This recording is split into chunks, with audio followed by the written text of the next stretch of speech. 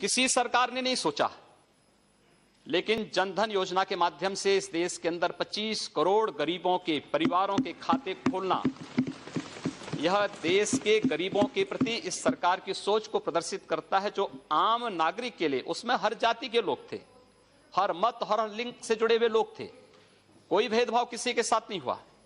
इस सरकार ने उसके बाद जो योजनाएं घोषित की, चाहे वो डिजिटल इंडिया का हो, स्टार्टअप इंडिया का रहा हो, स्टैंड अप इंडिया का हो, इस देश के युवाओं के स्वावलंबन के लिए प्रधानमंत्री मुद्रा बैंक योजना की शुरुआत कितनी अच्छी योजना थी।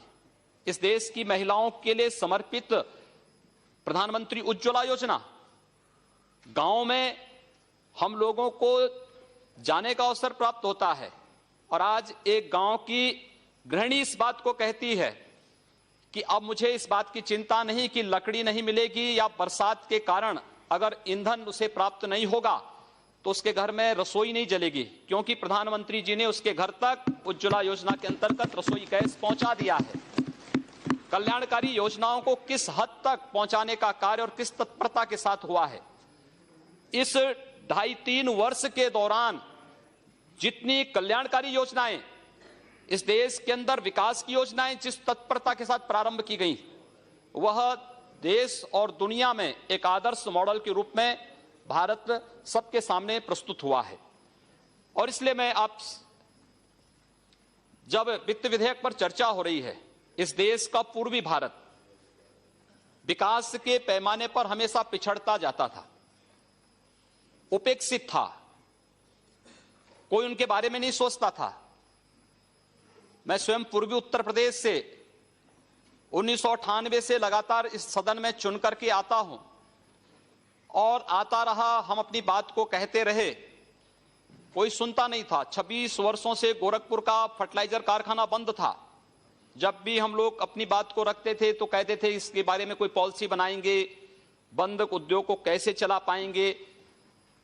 लेकिन मैं धन्यवाद दूंगा और आभारी हूं माननीय प्रधानमंत्री जी का, 26 वर्षों से बंद उस गोरखपुर के फर्टिलाइजर कारखाने को न केवल माननीय प्रधानमंत्री जी ने पिछले वर्ष जाकर के शिलान्यास किया है, वहां पर कार्य भी प्रारंभ हो गया है और 2019 से पहले गोरखपुर में, बरौनी में, सिंदरी में नए फर्टिलाइजर कारखाना स्थापित होकर के खाद उत्पादन का कार्य, उर्वरक उत्पादन का कार्य प्रारंभ भी हो जाएगा।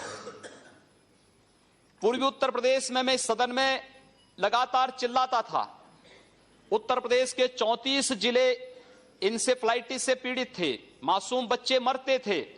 आश्चर्य होता है मुझे इस बात पर कि जो लोग बार बार इस बात को कहते थे, दलितों की बात करते थे, अल्पसंख्यकों की बात करते थे, अधिकतर मरने वाले बच्चे दलित और अल्पसंख्यक समुदाय के थे, 90% बच्चे उस समुदाय के थे। लेकिन उनकी पीड़ा को कभी किसी के द्वारा यहां पर सहानुभूति दिखाने का प्रयास नहीं हुआ।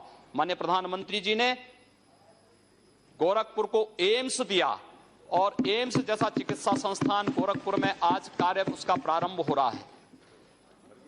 देश के अंदर बुनियादी ढांचे का विकास कैसे होना चाहिए, यह मॉडल देश के अंदर प्रधानमंत्री ग्रामीण सड़क योजना के माध्यम से हमारे आदरणीय नेता पूर्व प्रधानमंत्री से अटल बिहारी वाजपेयी जी ने तो प्रारंभ किया था।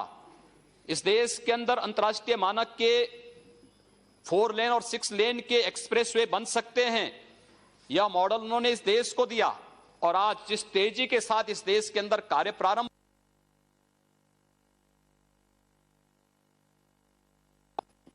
भारत को दुनिया की एक महाशक्ति के रूप में स्थापित करने में महत्वपूर्ण भूमिका का निर्वाह कर सकता है। महोदय, मैं आभारी हूं कि इस सदन में 1998 से लेकर के अब तक मुझे बहुत कुछ जानने, सीखने, संसदीय प्रणाली के बारे में बहुत कुछ सीखने का अवसर मुझे यहां प्राप्त हुआ है। और उत्तर प्रदेश के बारे में, आज उत्तर प्रदेश का दायित्व मेरी पार्टी ने मुझे सौंपा है और मैं उत्तर प्रदेश में सेवा के लिए अपनी सेवाएं वहां प्रदान करने के लिए जा रहा हूं। लेकिन मुझे बड़े दुख के साथ कहना पड़ता है कि 2.5 वर्ष में 2.5 लाख करोड़ रुपए केंद्र की मोदी सरकार ने उत्तर प्रदेश को दिए, लेकिन इस दौरान मात्र 78,000 करोड़ रुपए ही उत्तर प्रदेश के अंदर व्यय हो पाए हैं, क्योंकि उनका कोई विकास का ढांचा नहीं था। और मुझे लगता है कि ये जो स्थितियां हैं उत्तर प्रदेश के अंदर मिला जनादेश स्वतः उन लोगों को, जिन लोगों ने विकास और लोक कल्याणकारी योजनाओं पर हमेशा प्रश्न चिन्ह लगाने का प्रयास किया है, उन लोगों पर एक तमाचा भी है। उत्तर प्रदेश का जनादेश इस बात को साबित करता है। मैं केवल अनुरोध करना चाहूंगा महोदय आप सबसे कि उत्तर प्रदेश के अंदर विकास का एक नया ढांचा, सबका साथ और सबके विकास की तर्ज पर अपने नेता आदरणीय प्रधानमंत्री श्री नरेंद्र मोदी जी के मार्गदर्शन में उत्तर प्रदेश के अंदर उत्तर प्रदेश की नई सरकार स्थापित करेगी। हम हर जाति, हर वर्ग और उत्तर प्रदेश के प्रत्येक नागरिक के विकास के लिए और उत्तर प्रदेश के प्रत्येक क्षेत्र के विकास के लिए हम लोग संकल्पित होकर के कार्य करेंगे। जो धनराशि अब तक खर्च नहीं हो पाई है, किन कारणों से खर्च नहीं हो पाई है, तो प्रभावी ढंग से आज यहां पर उपस्थित हैं। मैं केवल कहना चाहूंगा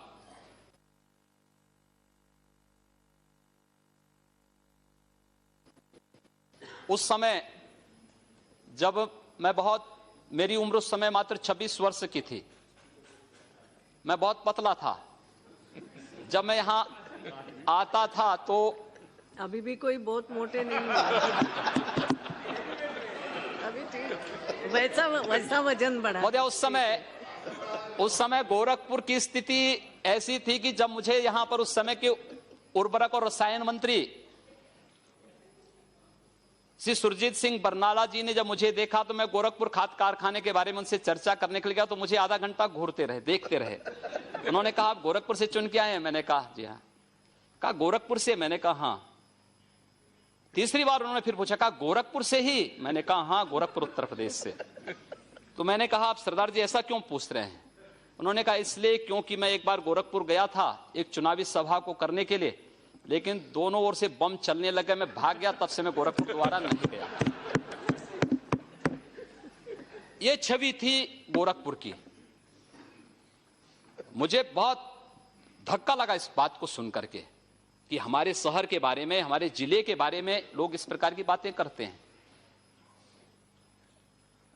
मैं गोरखपुर गया, मैंने गोरखपुर के सभी व्यापारिक संगठनों को, सांस्कृतिक और सामाजिक संगठनों को बिठाया। मैंने कहा भी बाहर हमारे बारे में इस प्रकार का संदेश है, हमें सामूहिक रूप से इस लड़ाई को लड़नी है। सरकार कोई भी हो वह चलती रहे, लेकिन इस समाज की समस्या है, हम इसका समाधान यहां मिल बैठ करके करें। और महोदया मैं विश्वास के साथ कह सकता हूं कि पिछले 15 वर्षों में उत्तर प्रदेश के बारे में आज जो बातें, जो गोरखपुर के बारे में 1998 में मुझे सुनने को मिलती थी, आज उत्तर प्रदेश के बारे में पूरे देश के अंदर उस प्रकार की चर्चाएं होती थी। लेकिन मैं कह सकता हूं कि इन 15 वर्षों में हम लोगों ने गोरखपुर में एक भी व्यापारी को गुंडा टैक्स नहीं देने दिया, एक भी व्यापारी का, किसी भी चिकित्सक का अपहरण नहीं करने दिया, कहीं हमने किसी को अराजकता नहीं फैलाने दी। 5 वर्ष में उत्तर प्रदेश के अंदर 403 दंगे हुए, हमारे पूर्वी उत्तर प्रदेश में एक भी दंगा नहीं हुआ है। और हम फिर कह सकते हैं कि अब उत्तर प्रदेश में भी इस प्रकार की स्थिति हम लोग स्थापित करने में सफल होंगे, कोई संदेह इसमें किसी को नहीं होना चाहिए। और मैं इस बात को और भी पुरजोर तरीके से इसलिए कहना चाहूंगा, लोग मेरी उम्र के बारे में कह सकते हैं, मैं आदरणीय राहुल जी से 1 वर्ष छोटा हूं। खड़के जी, राहुल जी यहां पर सदन में नहीं हैं, मैं उनसे 1 वर्ष छोटा हूं उम्र में। और मुलायम सिंह जी की पार्टी के कोई यहां नहीं है। अखिलेश यादव से 1 वर्ष बड़ा हूं। एक जो दोनों की जोड़ी के बीच में मैं जो आ गया, मुझे लगता है कि ये आपकी विफलता का एक बड़ा कारण हो सकता है, लेकिन मैं आप सबको आमंत्रित करूंगा, आप सबका प्यार और स्नेह। आप बोल सकते हैं। अरे क्यों?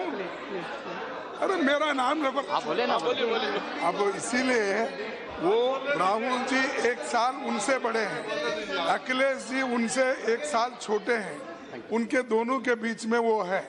लेकिन अब आप एक बार आप अधिकार में आए हैं, वहां के चीफ मिनिस्टर बने हैं, आपको बधाई देता हूं।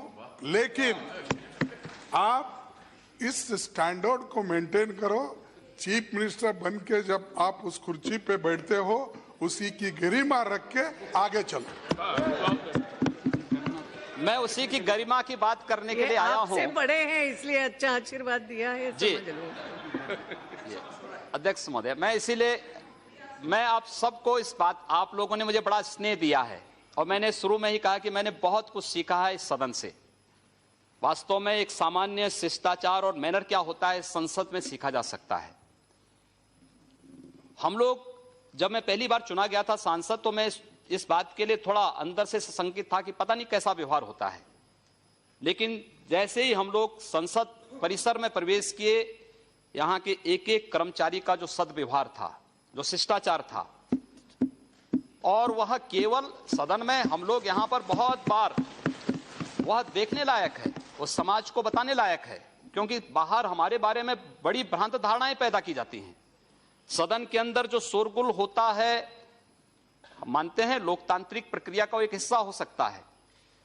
हम लोग बहुत बार, हमारी जो आपस में बहस होती है उसमें बहुत वाद विवाद हो जाता है, लेकिन बाहर हम लोग जब गैलरी में मिलते हैं तो एक दूसरे से गले मिलते हुए दिखाई देते हैं।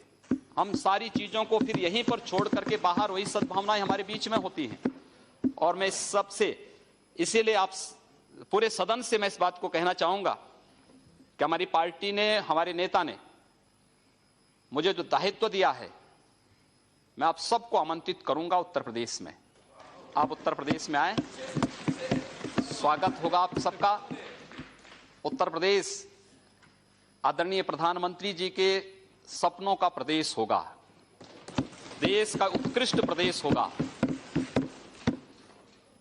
भ्रष्टाचार मुक्त प्रदेश होगा, दंगों से मुक्त प्रदेश होगा, अराजकता और गुंडागिर्दी से मुक्त प्रदेश होगा। और उत्तर प्रदेश में हम विकास का एक ऐसा मॉडल देंगे कि उत्तर प्रदेश के नौजवानों को पलायन नहीं करना पड़ेगा। उत्तर प्रदेश में माताओं और बहनों को अपनी सुरक्षा के लिए कहीं गुहार नहीं करना पड़ेगा। और यह कार्य वहां पर प्रारंभ आप देखिए अवश्य। और मैं आपको खासतौर पर खड़गे जी, आप तो यहाँ पर नेता के रूप में हैं और हम आपको सादर आमंत्रित करेंगे। मैं पूरे सदन को आमंत्रित करूंगा कि वह उत्तर प्रदेश में आए और उत्तर प्रदेश में आप देखते रहिए, बहुत कुछ बंदी होने जा रही है वहां।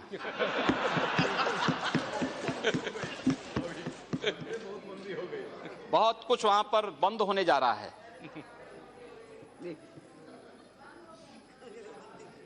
अध्यक्ष जी, आपने भी हम लोगों को बड़ा स्नेह दिया है इस सदन में, और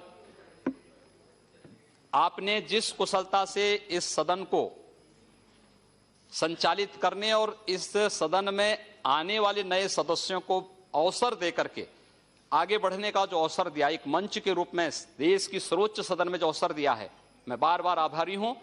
और पूरे सदन को मैं उत्तर प्रदेश में आमंत्रित करूंगा कि आप उत्तर प्रदेश में आए।